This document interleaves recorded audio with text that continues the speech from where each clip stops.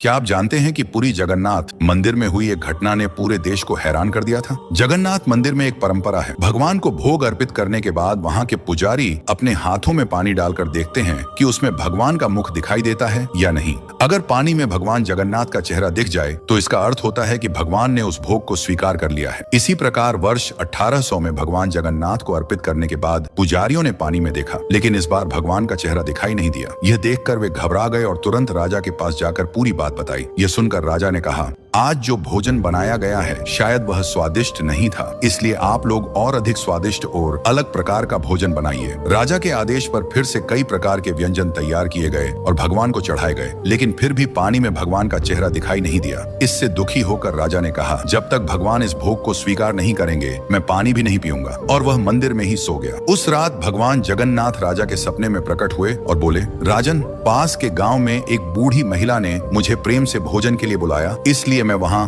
खाने चला गया। इस कारण मैं आपका भोग स्वीकार नहीं कर पाया। अब मुझे भूख लगी है, मुझे भोजन दीजिए। ये कहकर भगवान अदृश्य हो गए। नींद से उठकर राजा ने फिर से भगवान को भोग अर्पित किया। इस बार पानी में भगवान जगन्नाथ का चेहरा दिखाई दिया। सच्ची भक्ति हो तो भगवान कहीं भी हो उसे अवश्य स्वीकार करते हैं। और कमेंट में जय जगन्नाथ जरूर लिखें। हरे राम हरे कृष्ण।